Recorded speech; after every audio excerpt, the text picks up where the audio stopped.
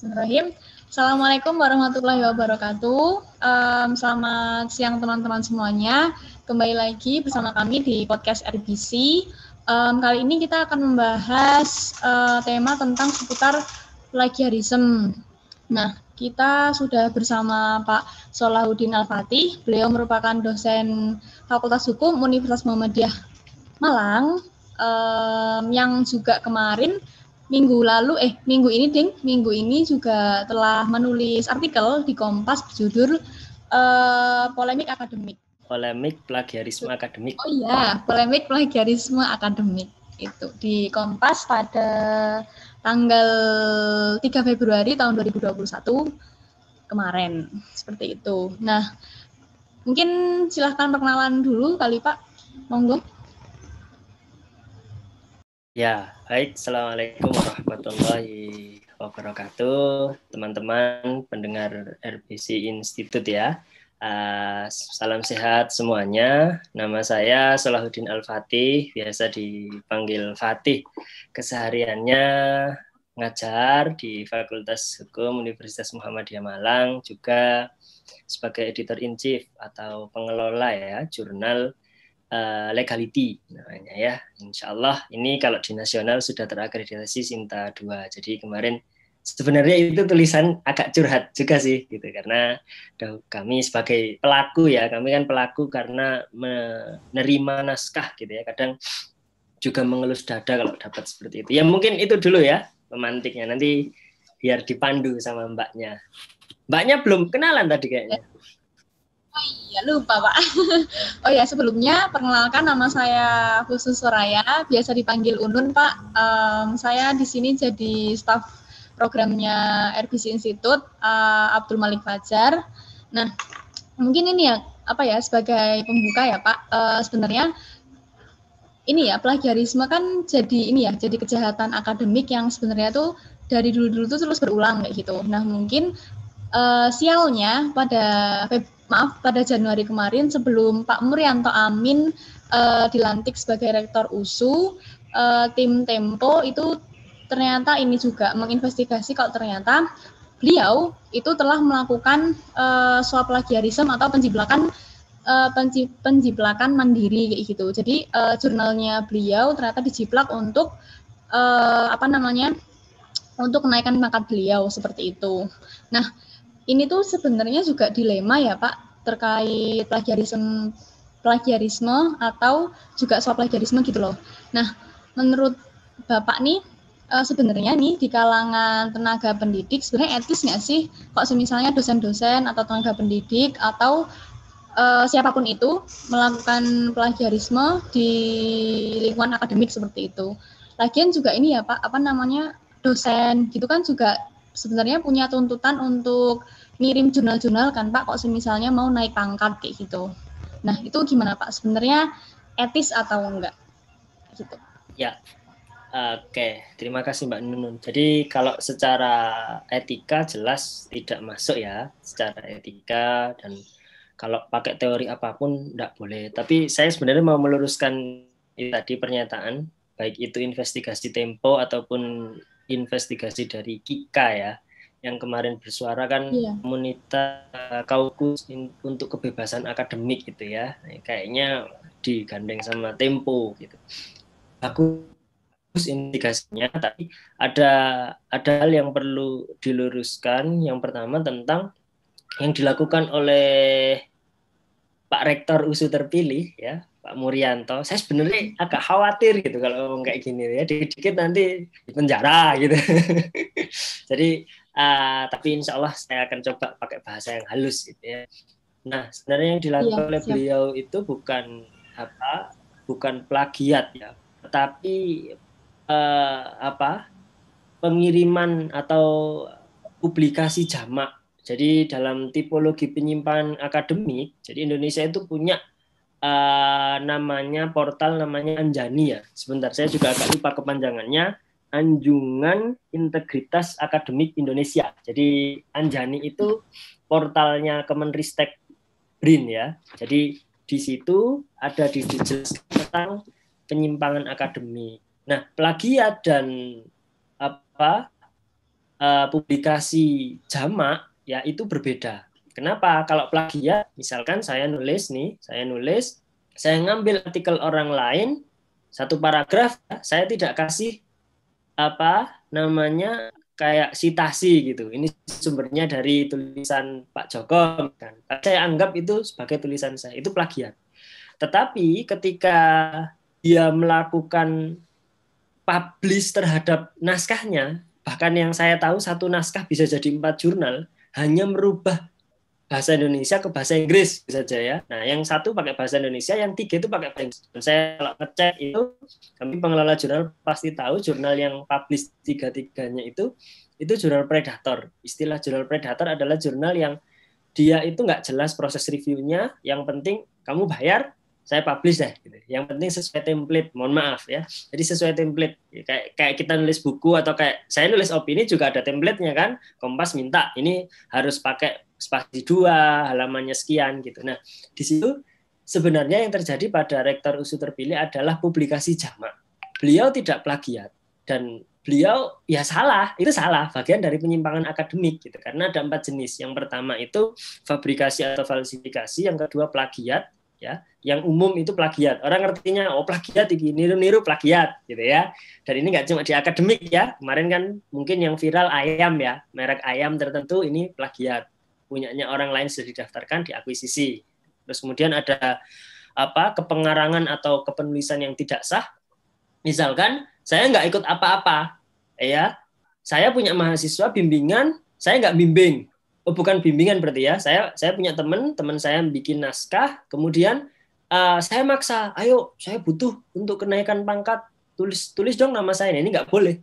Kepengarangan yang tidak sah. Kecuali saya ikut terlibat, Mbak. Misalkan, oke lah, saya nanti yang ngirimkan naskah ya. Saya sebagai corresponding author istilahnya. Jadi saya email, saya kirim pakai sistem, itu boleh. Tapi kalau nebeng nama itu tidak boleh. Dan yang keempat adalah itu tadi, publikasi jamak. Satu artikel untuk banyak artikel.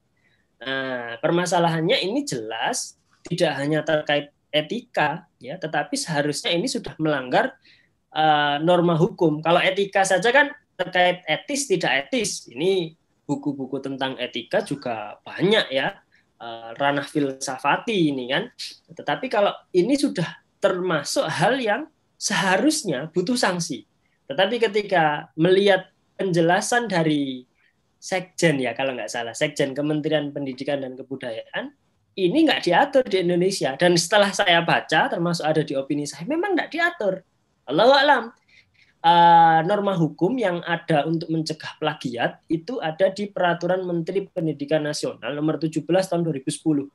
Dan di situ disebutkan cuma satu. Nah, ini masalahnya ya, cuma plagiat saja. Sementara penyimpangan akademik itu banyak. Nah, plagiat itu saya ngambil karya orang lain, saya akui punya saya. Meskipun saya tidak mengakui kalau saya ngambil kalimatnya orang lain, tapi tidak saya kasih, kalau istilahnya kita itu footnote ya, dikasih footnote atau sitasi, entah footnote atau body note, itu berarti plagiat. Nah, di Permendiknasnya seperti itu. Jadi benar, yang disampaikan oleh Sekjen Kemendikbud itu benar. Tidak ada di Indonesia, tidak diatur, karena normanya seperti itu. Maka yang penting seharusnya ini segera direspon oleh pemerintah, agar tidak berlaku. Kalau mau ya sanksi gitu ya. Ya memang tuntutan, Mbak, memang tuntutan. Di satu sisi dosen itu kan tridharma ya. Jadi tidak cuma menulis, tetapi yang paling pokok adalah ngajar pendidikan ya. Kemudian juga penelitian. Nah, sebenarnya artikel ilmiah itu kan luaran dari penelitian. Masalahnya sekarang mohon maaf, apalagi yang sosial humaniora ya. Kalau yang eksak kan jelas mungkin di lab harus nyuntiki tikus ya, harus pakai tabung Erlenmeyer dan sebagainya, nge-lab, pakai kacamata lab gitu kan. Nah, kalau yang sosial humaniora kan penelitiannya ya kehidupan sehari-hari ini. Maka banyak kemudian yang asal-asalan. Akhirnya papernya yaitu tadi, ada kasus publikasi jamak. Kemudian belum pengabdian masyarakat. Jadi ini itu kalau di teori ekonomi itu kayak supply and demand. Selama masih banyak peneliti tenaga kependidikan tadi Mbaknya bilang, yang memang membutuhkan, diminta untuk, ayo bikin artikel. Kamu harus bikin artikel. Kalau nggak bikin artikel, kamu nggak jadi sekian gitu loh. Kalau di dosen itu kan jabatan fungsionalnya ahli, rektor kepala hingga guru besar. untuk mencapai guru besar itu butuh kum sekitar 850, Mbak. 850 itu minimal untuk guru besar ya. Nah, 850 itu gimana? Ya itu, mau nggak mau harus nulis. Karena memang paling tinggi porsinya nulis. Satu jurnal Scopus itu kumnya 40. Ya, bayangkan kalau misalnya seandainya sudah nulis 2 atau 3 saja, sudah tertutup 100 sekian kan? Nah, yang lain bisa pasti terpenuhi dengan bimbing skripsi. Dan jadi selama masih ada kebutuhan untuk itu, maka plagiarisme ini akan pasti ada. Terlebih kalau sanksinya ya woles-woles saja, santuy gitu ya. Ya ini dimaafkan karena nggak ada. Tapi memang secara hukum benar, nggak ada aturan memang, belum diatur gitu. Makanya di tulisan itu kan saya bilang perlu ada revisi terhadap undang-undang atau membentuk peraturan yang baru. Nah, gitu. Gitu, Mbak. Monggo mungkin kalau ada yang di feedback lain. Untuk sanksi ya Pak, untuk sanksi itu di Tempo juga ini Pak, disebutkan kan kalau misalnya Rektor UNES yang sedang menjabat Pak Fatur Rahman, terus juga Rektor Universitas Halu Oleo yang juga menjabat sekarang itu ternyata dulunya juga kena plagiasi kayak gitu. Maksudnya pernah memplagiat skripsinya mahasiswanya seperti itu. Tetapi sampai sekarang pun juga nggak ada sanksi yang jelas buat dua rektor itu gitu. Atau mungkin satu rektor deh, Pak Fatur Rahman itu kan yang UNES itu nggak ada sanksi yang tegas itu. Sekarang pun juga beliau masih menjabat sebagai rektor kayak gitu. Nah itu gimana Pak? Menurut Pak Fatih? Iya, makanya sebenarnya tulisan saya yang di Kompas itu sebenarnya agak menyentil juga. Tapi kalau yang disentil males baca opini di Kompas ya, atau males baca berita ya nggak bakal sampai tulisan saya gitu. Jadi di situ saya nulis harusnya sanksi itu ya tidak hanya untuk yang kecil-kecil dalam artian dosen itu kan ada jabatan fungsional. Jangan-jangan sanksi ini tegas, menusuk, tajam, kuat ke yang jabatan fungsionalnya asisten ahli, lektor gitu. Tapi begitu lektor kepala, apalagi menduduki jabatan struktural, ini nggak berlaku. Padahal sudah jelas, Pak, di Permendiknas nomor 17 tahun 2010 itu sanksinya itu banyak, ya. Mulai yang paling ringan itu teguran, ditegur. Ayo kamu jangan gini gitu ya. Sampai yang paling berat adalah diberhentikan. Nah, ini relate dengan Undang-Undang Sistem Pendidikan Nasional, Undang-Undang nomor 20 tahun 2003 di pasal 25 ya. Di pasal 25 itu jelas, dan setelah saya cek ternyata Undang-Undang Sisdiknas ini cuma satu ini, pasal 25 ini. Waduh, kok parah sekali gitu loh. Apakah memang ini disengaja atau tidak? Cuma satu pasal ini, Mbak. Cuma satu pasal ini yang ngomong jika dosen ya, akademisi terbukti, kurang lebih seperti ini ya frasanya, terbukti melakukan plagiat, maka ya gelar yang diperoleh berdasarkan hasil plagiat itu dicabut. Dan cuma menjelaskan itu. Artinya kalau seandainya skripsi, tesis, atau disertasi, dia ngambil dari plagiat, maka dicabut. Dan ini juga ada celah kan, artinya kalau itu bukan skripsi, tesis, atau disertasi, kan berarti nggak kena sanksi. Nah gitu kan, kalau kasusnya Rektor UNES atau Rektor Halu Oleo, memang setahu saya dari hasil investigasi ini plagiat, bukan publikasi jamak ya. Memang plagiat. Jadi kasus skripsinya mahasiswa diambil gitu ya, dan ada kemiripan, sudah ada tim risetnya gitu. Dan ya memang itu tadi celahnya terbuka, sanksinya tidak diterapkan dengan baik. Sudah banyak celah, sanksinya tidak diterapkan dengan baik. Padahal itu jelas harusnya ini sudah dicabut gelarnya. Ya, harus dicabut gelarnya, dan otomatis kalau dicabut gelarnya level doktor gitu ya, kan nggak bisa jadi profesor.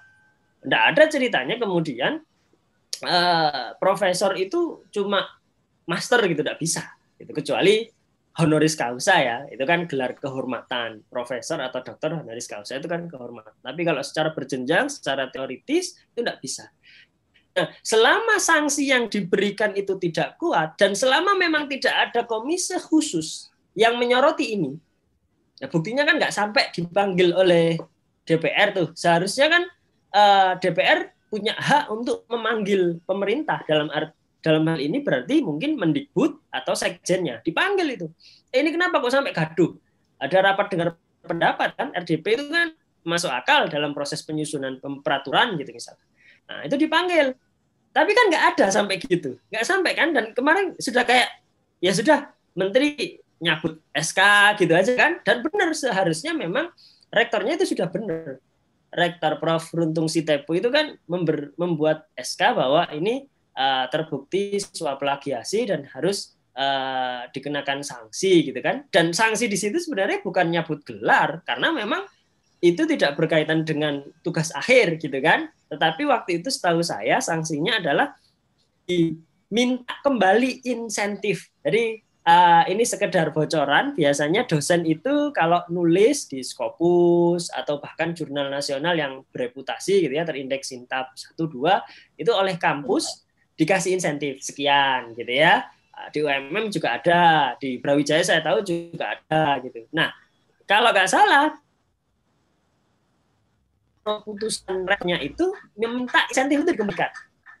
Dan itu harusnya ya dipenuhi. Ya selama masih ada yang, ya mohon maaf, masih ada yang membela, selama masih ada intervensi dan sebagainya, ya akan terus seperti ini gitu. Dan lagi-lagi saya cukup miris kalau bilang hukum itu ya tumpul ke atas tapi tajam ke bawah gitu. Saya lihat di Anjani, nanti Mbak Nun bisa lihat, buka ya webnya anjani.ristek.birn, itu beberapa nama dan artikel yang terbukti melakukan penyimpangan akademik, artinya nggak cuma plagiat, itu kelihatannya memang bukan dalam tanda kutip orang-orang yang beken, yang menduduki jabatan struktural khusus gitu ya. Cuma mungkin dosen biasa, bahkan mungkin belum punya jabatan fungsional.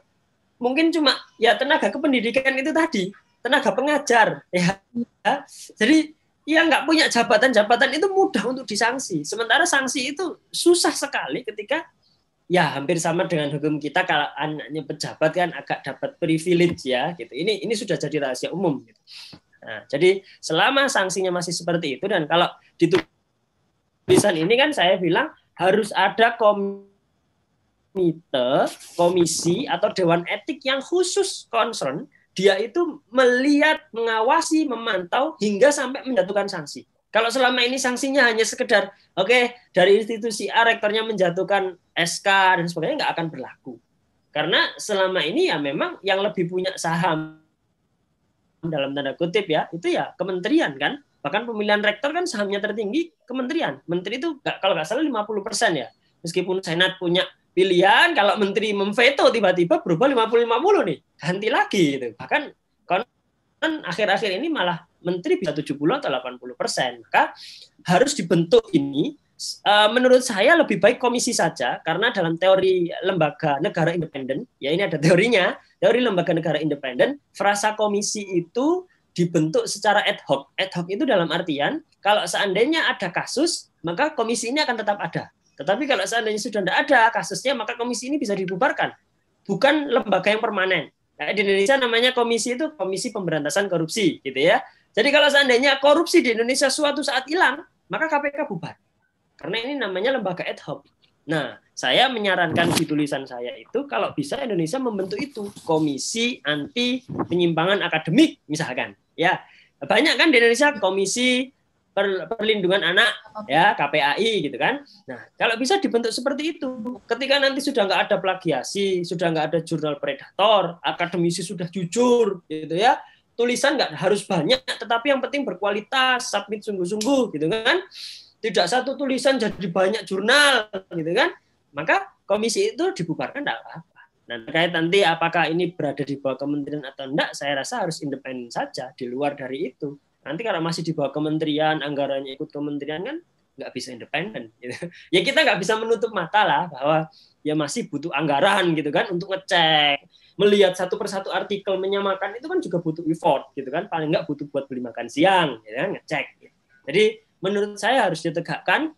Solusinya dua. Yang pertama revisi terhadap undang-undang, terutama undang-undang Sisdiknas, atau kalau tidak ya membuat peraturan delegasi. Peraturan delegasi itu turunan dari undang-undang itu. Entah itu bentuknya peraturan pemerintah atau bentuknya peraturan menteri. Silahkan mau masuk di peraturan Menteri Pendidikan Kebudayaan atau peraturan Menteri Riset dan Teknologi itu tadi. Atau dan ya, jangan atau. Dan yang kedua adalah membentuk komisi itu tadi. Ya kemarin banyak diskusi galau itu ya selama nggak ada yang membidangi ini ya akan tetap ada. Ya kan? Jadi itu kondisi yang sanksinya terhadap beliau-beliau itu. Monggo, Mbak. Juga ini juga Pak, apa namanya, kadang tuh ini karena ini ya syarat-syaratnya dosen tadi kan tridharma tadi kan harus apa namanya, harus ngajar, harus meneliti, juga harus nulis, juga harus apa namanya, pengabdian masyarakat kayak gitu kan. Nah, akhirnya tuh ini Pak, apa banyak dosen atau beberapa oknum kayak gitu yang bikin jurnal tuh asal kayak gitu tuh loh Pak. Udah asal, nggak melakukan penelitian lebih dalam. Terus juga ini Pak, apa malah nggak memperhatikan ini loh Pak, apa isu-isu sosial yang ada kayak gitu. Jadi kayak akhirnya ya udah jurnalnya itu mulu kayak gitu. Nah, meskipun ya Pak tahun 2018 itu di portalnya Ristek Brin itu ternyata Indonesia itu menduduki peringkat kedua penyumbang apa namanya, penyumbang jurnal terbanyak di ASEAN itu tuh setelahnya Malaysia kayak gitu. Tapi ternyata juga tidak diimbangi dengan kualitas jurnal itu sendiri. Memang banyak, kuantitasnya banyak, tapi ternyata kualitasnya juga nggak banyak kayak gitu. Nah, akhirnya kan ini kan jadi menuntut ini ya Pak, menuntut dosen-dosen tuh kayak terus lah aku nggak jurnal baik kayak gitu. Misalnya kayak istilahnya kayak gitu, kasarannya kayak gitu. Tapi ternyata ya nol kayak gitu, kualitasnya nol kayak gitu. Nah mungkin juga ini jadi ini ya Pak, akar akar apa ya, akar kejahatan akademik tadi yang Bapak sebutin tadi kan, kayak maksudnya cuma nebeng nama, terus plagiat, terus juga suap plagiarisme dan sebagainya kayak gitu. Nah, kalau dari pengalamannya Pak Fatih itu gimana Pak? Selama berapa tahun Pak Fatih jadi dosen? Kalau boleh tahu. Ya, kalau jadi dosen sih baru 2017 ya. Berarti ini kalau secara existing berarti 3 tahun, jalan 4 tahun lah. Nah, tetapi memang kalau menulis itu beda ya Mbak ya. Jadi saya ingat dulu saat seleksi di UMM itu interviewernya itu kebetulan Bu Vivi itu ya, sekarang jadi istrinya Ketua ORI, Ombudsman Republik Indonesia. Jadi beliau itu bilang, wah bagus ini kalau ternyata suka menulis gitu. Karena sekarang banyak dosen yang tidak suka nulis gitu. Jadi dan saya ingat saat saya S2, dosen metodologi penelitian hukum saya, Prof. Peter Mahmud Marzuki itu bilang, hartanya seorang akademisi itu tulisan, bukan rumah yang banyak, bukan koleksi mobil mewah, itu Hotman Paris ya, Hotman Paris, tidak apa-apa itu, karena memang bukan akademisi gitu kan, advokat. Nah, lalu maka harus menulis, dan memang kalau dilihat dari fenomena sekarang yang nulis asal-asalan ya saya nggak bisa maksa juga, ya saya kadang ngelus dada juga lihat yang seperti itu. Kalau aduh ya saya speechless ya Pak. Jadi sering itu banyak ketemu itu dosen itu yang ngeklaim punyanya mahasiswa, jadi tulisannya mahasiswa ya, entah itu tugas akhir atau tugas semester gitu ya, itu diklaimnya dalam artian ya memang mungkin beliau proses pembimbing iya, tapi dosen yang bersangkutan ini di urutan penulis itu kan kadang banyak Mbak ya, nggak cuma sendirian, apalagi kalau sama mahasiswa kan mungkin mahasiswanya nggak sanggup sendirian, berdua atau bertiga kelompokan. Nah harusnya kan dosen itu terakhir karena posisinya advisor, pembimbing, ya kayak ilmunya pemandu itik itu loh, bebek itu kan pemandunya kan di belakang ya, nggak mungkin kan pemandu bebek di depan, ayo bebek maju gitu kan, nggak mungkin.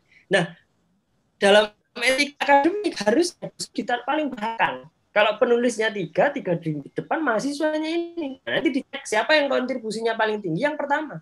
Ini juga bagian dari penyimpangan akademik menurut saya. Tapi ada banyak yang kemudian dosen pindah, minta sama mahasiswanya, saya yang pertama ya. Yaitu tadi, karena apa? Kebutuhan. Dia harus segera mengumpulkan artikel sekian untuk naik jabatan fungsional. Meskipun ini mungkin mahasiswanya entah karena tertekan atau nggak enak sama dosennya, masa sih ada sih, mohon maaf, masa ada mahasiswa yang, lo jangan Pak, ini kan saya, lo jangan Bu, ini kan tulisan saya, masa ada? Nggak berani pasti. Ya dalam posisi seperti itu kan mahasiswa lemah, maka dosen ini kan bisa jadi penulis pertama atau penulis kedua, dan ini bentuk lain yang itu tadi masuk ke pengarangan tidak sah.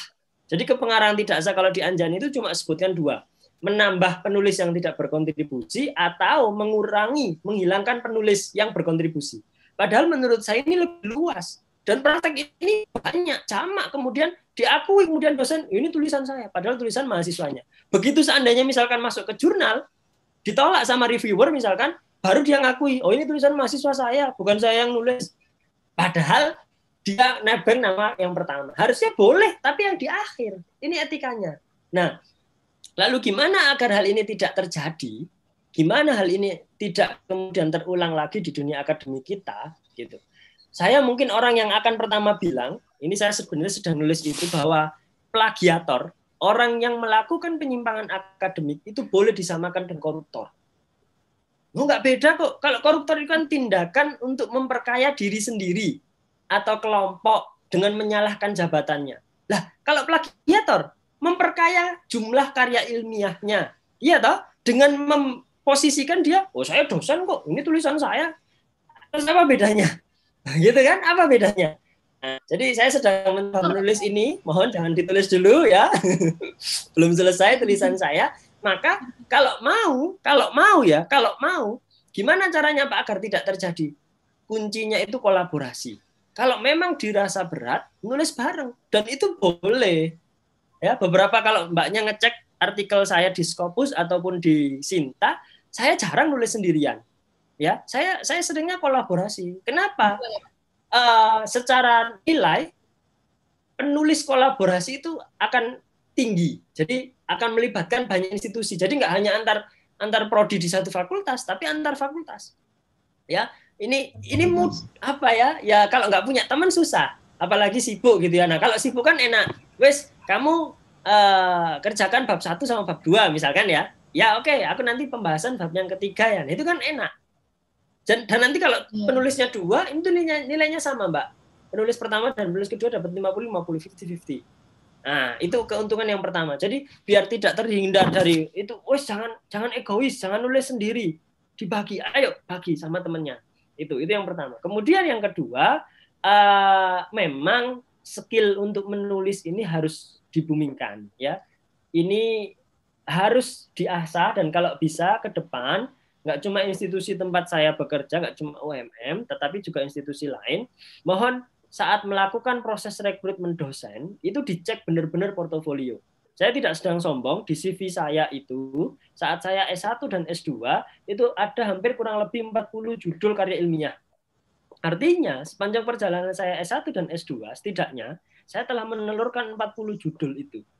Ya, jadi kalau sekarang di database profil Sinta saya sudah ada 90 judul buku, artikel, dan opini, maka itu sebenarnya tidak mengherankan.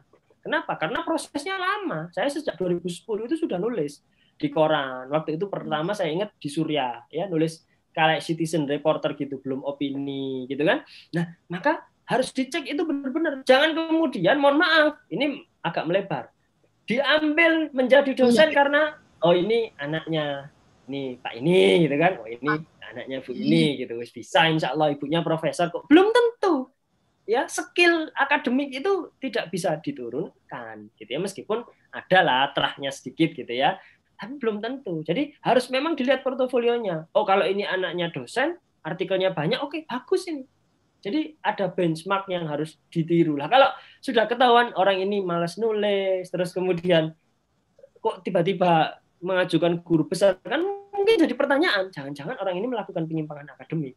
Jadi paling tidak 2 hal itu yang menjadi tips saya. Jadi alhamdulillah di tengah kesibukan gitu ya nulis.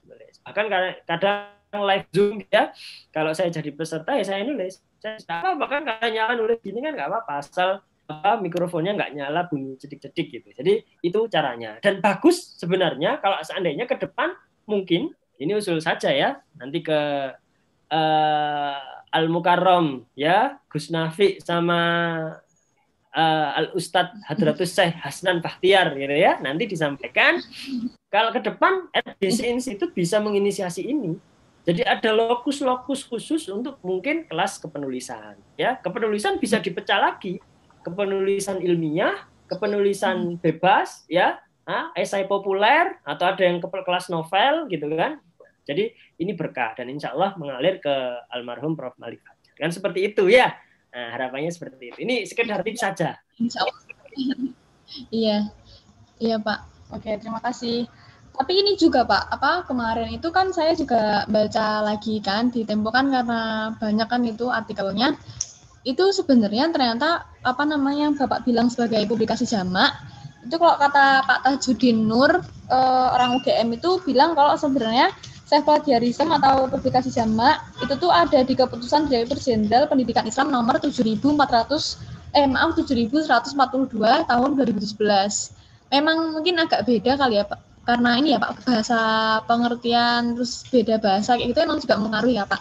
Nah itu dibilang kalau ternyata mempublikasikan satu artikel di lebih dari satu redaksi dan mendaur ulang karya tulis itu juga merupakan apa namanya muara dari maaf belibet ngomongnya, muara dari self plagiarism kayak gitu Pak. Jadi ya sebenarnya ya ternyata tuh ini apa namanya lemah self plagiarism atau plagiat itu tuh plagiarisme itu ya sebenarnya udah dikenal kayak gitu. Nah, itu di Keputusan Direktur Jenderal Pendidikan Islam nomor 7.142 nomor 2017 kayak gitu. Itu juga jadi sebagai tanggapan ini Pak. Mungkin juga di artikelnya Bapak yang ditulis di Kompas maupun apa namanya perkataan Pak Ainun Naim ya, Ainun Naim yang mengatakan lema plagiarisme itu nggak ada di aturan Kementerian Pendidikan kayak gitu. Tapi di aturan lain di Keputusan Direktur Jenderal Pendidikan Islam ternyata ada kayak gitu. Nah, jadi sebenarnya cuma permainan bahasa aja kan sebenarnya Pak. Kalau yang di Kementerian nggak ada, tapi di Keputusan Direktur Jenderal ada kayak gitu. Tapi sebenarnya ya sama kan Pak, kalau itu juga sebenarnya penyimpangan akademik kayak gitu. Ya baik plagiat juga, tapi baik publikasi, tapi yang mungkin ada kayak hierarki mungkin ya Pak. Yang paling atas yang ada ada aturannya jelas ya plagiat kayak gitu. Tapi kalau yang plagiarisme enggak kayak gitu. Gitu. Nah, apa namanya? Terus juga lanjut lagi ya Pak, mungkin ini juga agak melebar. Saya penasaran Pak, kalau misalnya nih, karena kan ini ya Pak, jurnal kayak gitu kan juga termasuk karya ya Pak, karya dari dosen, karya dari lektor dan sebagainya. Nah itu sebenarnya bisa nggak sih Pak kayak diajuin hak cipta kayak gitu? Karena kan itu kan sebuah karya kan. Kalau misalnya dikasih hak cipta ya berarti kan nanti kedepannya ini Pak biar orang-orang tuh nggak bisa ngejiplak kayak gitu-gitu. Nah itu gimana Pak menurut Pak Solehudin Pak Fatih, karena Pak Fatih juga kebetulan orang hukum juga kan. Nah kayak gitu gimana Pak? Oke, ya terima kasih. Nah kalau ditulis tadi ternyata sudah ada di surat keputusan Dirjen, berarti bagus, ini progresif gitu kan. Tapi kan sayangnya kan norma hukum kita itu kan berjenjang ya, jadi itu tidak bisa kemudian menjadi landasan hukum, apalagi kalau ternyata bukan berada di lingkungan itu tadi, Dirjen Islam itu tadi ya. Kenapa? Karena kan ya kita tahu yang kena kan PTN kan itu kan, DUSU, UNES, kemudian Halu Oleo itu kan PTN. Nah, UNJ juga sempat kena, ada beberapa kasus gitu kan. Jadi itu tidak bisa menjadi landasan hukum gitu. Maka ya statementnya tidak diatur itu benar. Akan bagus kalau ternyata yang melanggar dalam tanda kutip itu adalah yang memang berada di lingkungan Kementerian Agama. Itu kan kalau nggak salah Dirjen itu ada di bawah Kementerian Agama. Maka perguruan tinggi keagamaan Islam negeri PTKIN itulah yang kemudian menjadi sasaran dari peraturan itu. Nah, gitu Mbak. Kecuali aturan itu kemudian diadopsi menjadi norma hukum yang lebih tinggi, undang-undang. Jadi ini hierarkis, Mbak. Dari Undang-Undang Nomor 12 Tahun 2011 tentang pembentukan peraturan perundang-undangan, pasal 7 itu menyebutkan bahwa Indonesia ini hierarkinya mulai dari Undang-Undang Dasar sampai peraturan daerah. Nah, di situ tidak ada memang peraturan dirjen, peraturan menteri, itu tidak ada. Adanya adalah di pasal 8-nya, tidak masuk di hierarki itu. Apa implikasi yuridisnya? Akibat hukumnya adalah selain yang ada di hierarki itu, maka hanya berlaku di lingkup itu saja. Peraturan Menteri Keuangan misalnya hanya akan berdampak pada sektor keuangan dan sektor yang menjadi objek dalam peraturan itu. Berbeda dengan undang-undang. Undang-undang begitu ditaruh di lembaran negara dan tambahan lembaran negara, maka ini semua rakyat Indonesia, baik yang ada di Indonesia ataupun WNI yang di luar, itu dianggap tahu. Dan barang siapa yang melanggar gitu ya, itu maka harus dikenakan sanksi sesuai dengan undang-undang itu. Maka bagus kalau ternyata Prof. Ali Saukah juga bilang seperti itu sih. Sebenarnya saya tahu beberapa orang memang menulis, tapi kan norma hukumnya itu memang tidak ada. Ini terjadi kekosongan hukum gitu, karena tidak diatur di undang-undang.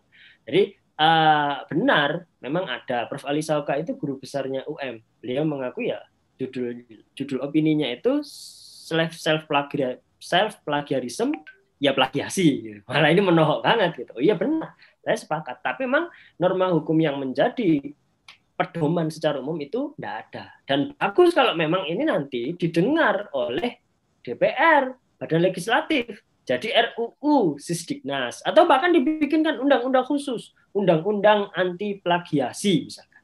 Ya, oh itu bagus sekali. Berarti, oh ini berarti saya nggak sia-sia nulis opini, nggak sia-sia ada podcast gitu kan. Saya khawatirnya kan gini-gini nih, sia-sia nggak ada yang dengar, nggak ada yang nonton gitu kan. Nah, insya Allah enggak lah. Nah, ini kan subscribernya kan banyak, ya followernya banyak insya Allah itu. Kemudian masuk ke tadi pertanyaan. Apakah kemudian seandainya nanti ke depan jurnal itu bisa dihak ciptakan? Nah, kalau berdasarkan literatur yang saya baca, memang plagiarisme itu sangat erat tidak hanya dengan Undang-Undang Sistem Pendidikan Nasional, ya peraturan pemerintah tentang dosen, tetapi juga dengan Undang-Undang Hak Cipta. Ya, Undang-Undang Hak Cipta. Meskipun di dalam Undang-Undang Hak Cipta itu tidak secara tekstual menyebut bahwa karya ilmiah berupa jurnal bisa diajukan sebagai hak cipta, tidak ada.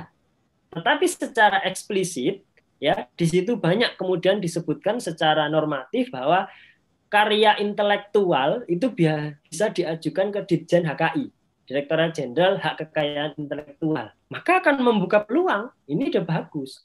Ya, nah, kalau mau ditulis, boleh. Ke depan jurnal itu ada hak ciptanya yang bisa diajukan ke Ditjen HKI. Karena selama ini copyright holdernya itu tercantum saja di jurnalnya. Jadi semua jurnal punya ketentuan tentang hak cipta. Tetapi bukan sampai hak cipta yang ke Ditjen HKI ya. Beda dengan buku kan. Buku itu kan ada ya. Hak cipta pada sekian, ini bisa diajukan bayar kalau nggak salah 750.000 atau 1 juta gitu ya ke Ditjen HKI Kementerian Hukum dan HAM itu. Tetapi kalau di jurnal kebijakannya ya ini secara internasional juga copyright itu boleh kepada penulis ataupun kepada penerbit. Kalau di Indonesia copyright holdernya itu masih penulis. Nah ini juga jadi celah sebenarnya Mbak. Jadi celahnya adalah apa? Ketika terjadi publikasi jamak ya atau dia submit satu artikel ke jurnal yang lain, dia akan kalau nanti ada sidang ya, sidang tentang komite etik, dia akan cerita, loh ini copyright holdernya, pemegang hak cipta ini, artikel ini saya, maka saya bebas dong ngirim kemana-mana, gitu. Nanti dia bisa cerita gitu. Apalagi kalau levelnya profesor kan pasti pinter tuh. Oh, iya ya, nanti yang ngidol bingung juga. Oh iya kan bapak yang nulis. Nanti kan bingung juga gitu nanti. Nah, maka perlu ada jalan tengah ya. Yang paling berbahaya memang sebenarnya soal plagiasi dibandingkan dengan plagiat, karena plagiat akan mudah sekali dibandingkan gitu kan. Kalau soal plagiasi kan ini tulisan sendiri. Nah, iya ya gimana ya, apalagi kalau copyright holder ini seperti itu. Tapi secara normatif, teoritis sekarang belum ada kemungkinan bahwa jurnal artikel saya nih saya ajukan ke HKI. Karena itu kan butuh proses pengajuan ya. Saya juga nggak terlalu paham ya terkait hak cipta ini. Karena kalau di UMM ada sendiri tuh sentra HKI. Nanti teman-teman bisa. Kalau buku bisa. Kalau buku kan bisa nih. Buku, saya punya buku. Nah, buku ini kan sudah ada ISBN-nya misalkan. Nah, saya ajukan aja ini. Biar tidak ada orang yang pakai buku dengan judul yang sama. Gitu kan, misalkan. Covernya juga sama, tidak boleh. Nah, apakah jurnal bisa seperti itu? Mungkin ke depan seiring dengan perkembangan ilmu bisa jadi. Tetapi untuk saat ini belum ada secara normatif tertulis seperti itu. Karena ya kalau kena hak cipta berarti orang yang download juga nanti harus berbayar, gitu kan? Kalau jurnal-jurnal di luar negeri kan sudah mulai seperti itu. Sementara jurnal di Indonesia kan download gratis, ngirim artikel gratis, gitu kan? Yang ngelola juga kadang nggak dibayar, gitu kan? Jadi untuk sementara ini belum ada kebijakan itu, tapi cukup menarik kalau seandainya nanti ini dilindungi juga dengan hak cipta, gitu misalkan, gitu Mbak. Baik, karena sudah karena diskusinya sudah berjalan 30 menit lebih dan alhamdulillah juga berjalan sangat seru. Mungkin ini Pak, apa namanya? Mungkin udah wayahnya ditutup. Tapi mungkin Nggak ini ada Pak, apa? tanya jawab Saya ya? bisa Nggak ada ada Pak. tanya jawab. Atau Nggak ada ya? nggak ada? Ini Nggak ada. offline ya? Maksudnya Jadi ini nanti iya, di-upload. mm-mm. Oh gitu? Iya, di tapping, upload Oh di iya. YouTube gitu. Oke, Iya nanti gitu Pak. saya minta izin unduh dan repost ulang ya, boleh ya? Ini saya minta izin nih, Boleh Pak. Oh boleh ya. ya? Tapi mungkin ini Pak, nunggu Gimana? kami dulu mungkin ya Pak ya. Oh Nunggu kami iya, dulu bisa. Ini saya nanti. nggak bisa, ini nggak bisa record kok Mbak. Saya nggak bisa record, saya nggak record tadi. Jadi saya nunggu Oh ya, Mbaknya siap. nanti upload. Ya, oke, tenang aja Iya. ya. Nanti kalau nanti saya kasih linknya Pak, linknya di YouTube. Oke, Gitu. siap. Oh iya. Oke. Nah, mungkin ini ya yang bisa kita beri kesimpulan sebenarnya ya kalau misalnya menurut norma hukumnya ya sebenarnya plagiarisme itu ya nggak ada kayak gitu. Yang ada ya diatur cuma publikasi jamak seperti itu. Nah kalau misalnya ada lema plagiarisme di di keputusan Direktur Jenderal Pendidikan Islam, nah itu kan sebenarnya ada diatur, cuman kan itu kan tidak mengatur dan tidak mengikat ke perguruan tinggi mungkin ya Pak ya, gitu kan ya Pak. Nah, ya seperti itu. Nah ini juga sebagai sebagai pecutan juga buat dosen-dosen di luar sana, siapapun itu oknum dosen untuk meningkatkan skillnya dalam menulis juga biar biar depannya kualitas jurnal, kualitas karya ilmiah yang dipublikasikan oleh dosen-dosen itu tuh juga tidak mengalami penurunan gitu loh. Ya setidak-tidaknya nggak jiplak kayak gitu. Nah, kembali lagi ke Pak Fatih, mungkin ada nggak Pak satu kata atau dua patah kata yang bisa disampaikan kepada dosen-dosen ya mungkin atau siapapun atau mahasiswa saya yang kemarin baru lulus juga terkait ini plagiarisme kayak gitu. Monggo Pak Fatih. Iya, dosen itu kan ya sama kayak guru ya, digugu dan ditiru gitu. Betapa malunya kalau ternyata dosen itu harus melakukan lebih umum saja ya, saya bilang penyimpangan akademik karena nggak cuma plagiasi, nggak cuma plagiat ataupun publikasi jamak ya, karena ada banyak bentuk penyimpangan akademik. Dan ini juga sebenarnya bukan untuk dosen saja, tapi juga untuk mahasiswa, untuk siswa juga, gitu kan. Nah, karena kemarin saya juga kena itu mahasiswa itu, kena ngumpulkan tugas 100%. Jadi karyanya orang lain di-download, dipindah ke dokumen, diganti nama, gitu ya. Dikira saya nggak punya aplikasi untuk ngecek plagiasi, gitu. Jadi ya, gitu biasanya kalau saya kasih E. Nah, apa yang harus diberikan pesan mungkin satu kata? Ya kalau satu kata ya jujur. Sudah. Jadi saya pernah belajar ikut pondok Ramadan itu ya karena saya nggak pernah mondok ya. Pondok Ramadan pernah ya 1 hari 2 hari gitu kan. Nah, pondok Ramadan itu saya belajar raksudunu bika dzibun. Nah, kepalanya dosa itu berbohong. Ya, berbohong itu tidak akan mendatangkan kebaikan apapun sedikit pun. Jadi ini kan bagian dari berbohong kan. Plagiasi, penyimpangan akademik itu kan bagian dari berbohong. Maka jangan harap akan ada keberkahan, ya. Keberkahan gimana? Mau naik jabatan aja dengan cara berbohong. Artikelnya nggak jujur, gitu ya. Dan ini perlu diingat juga dengan mahasiswa, hati-hati gitu kan. Jangan-jangan tugas-tugasnya ini IPK dapat tinggi 3,6, 3,8. Ternyata kemarin-kemarin hasil kopas dari internet. Nggak ketahuan dosennya senang gitu kan. Ya, jangan. Maka jujur saja. Kalau memang nggak sanggup bikin artikel, nggak apa-apa. 1 tahun 1 artikel yang penting bagus. Karena ini ya, jadi peran seorang akademisi, baik mahasiswa, dosen, guru maupun siswa, kalau menghasilkan karya, itu tidak berhenti pada karya publish, saya bisa naik jabatan. Bukan, tetapi bagaimana karya tersebut dibaca orang, disitasi, dan melahirkan gagasan-gagasan baru. Saya senang sekali gitu ya, begitu nulis opini yang singkat ini, cuma ya paling 750 kata, RBC Institute kemudian mengundang saya untuk podcast. Ada orang lain yang minta ngajari saya untuk nulis. Berarti kan orang baca, meskipun mungkin ya nggak dibaca banget sih, mungkin sebenarnya pengen nyinyir atau pengen ngeritik, itu nggak masalah bagi saya. Yang penting ada feedback, gitu ya. Ada keberkahan yang ingin tumbuh dari kepenulisan itu.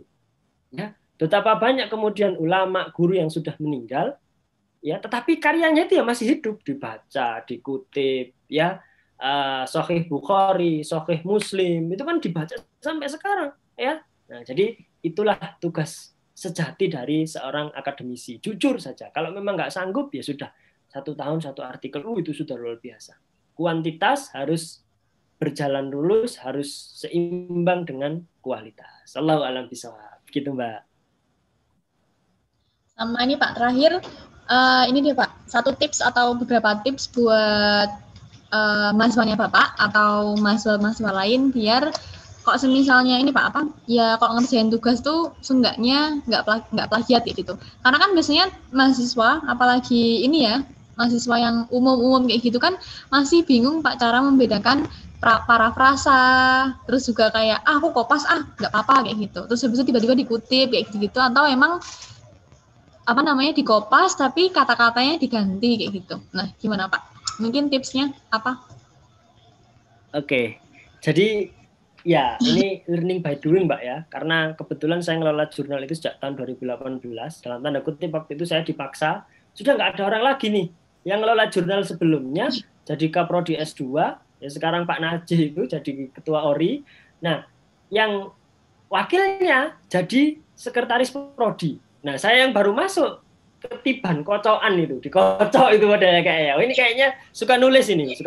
Ya, ngelola jurnal ya. Nah, dari tahun 2018 hingga sekarang ngelola jurnal, akhirnya saya paham. Oh, anak ini plagiat. Jadi tanpa ngecek ke plagiarism checker macam Turnitin, Identicat, plagiat Plexscan dan sebagainya, itu sebenarnya saya sudah tahu. Oh, anak ini pasti plagiat, pasti copy paste dari internet.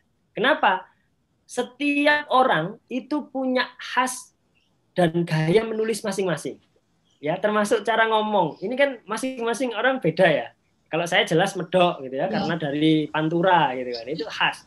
Dan pasti tulisan-tulisan saya gini-gini aja. Nanti coba kalau Mbaknya ada waktu misalkan gabut gitu ya, ngecek opini saya, pasti gaya bahasa saya seperti itu. Nah, ketika ada mahasiswa yang tiba-tiba tinggi ya istilahnya ya. Kok tiba-tiba luar biasa ini ya, bagus banget ini tulisannya. Itu patut diduga. Bukan suudon, tapi nanti dicek aja. Pakai plagiarism checker. Benar nggak? Plagiarism tools gitu. Benar nggak ini? Oh iya ternyata benar. Nah, lalu gimana caranya agar kemudian, wah saya nggak ngerti parafrase Pak. Wah saya buntu Pak idenya. Kalau memang itu ngambil dari internet plug, dipindah ya jelas pasti kena. Pasti kena. Maka caranya adalah baca dulu. Dibaca dulu. Jadi misalkan boleh nih dari internet. Baca tulisan misalkan tulisan toko dan sebagainya. Setelah itu di close halamannya, ditulis pakai bahasa sendiri, pakai kekuatan kata-kata kita sendiri. Nah itu akan melatih juga wawasan kita. Nah kalau sudah seperti itu, insya Allah yang pertama bebas plagiat. Bebas itu karena diolah dengan bahasa, nggak perlu kemudian jangan sampai copy paste terus jika dirubah menjadi maka, ketika gitu-gitu enggak bisa, enggak efektif. Itu enggak efektif karena nanti pasti akan masih terdeteksi dan kita akan terpengaruh dengan kalimat itu yang kita copy paste itu. Waduh susah nih gitu. Maka saran saya dibaca dulu. Dibaca, kalau enggak bisa sekali ya beberapa kali dibaca. Oke, oh sudah dapat nih intinya. Intinya ditulis pakai bahasa sendiri. Itu yang pertama. Kemudian yang kedua, sebenarnya kalau level Indonesia untuk sekedar tugas akhir gitu itu ya mudah-mudah saja. Mudahnya apa? Teman-teman sering-sering saja baca literatur, baca referensi dari bahasa non-Indonesia. Ya, kalau anak bahasa Arab ya baca literatur pakai bahasa Arab. Ya. Kalau anak-anak yang mungkin umum kayak saya yang baca literatur pakai bahasa Inggris atau bahkan bahasa Belanda. Hukum kita itu kan hukum peninggalan Belanda.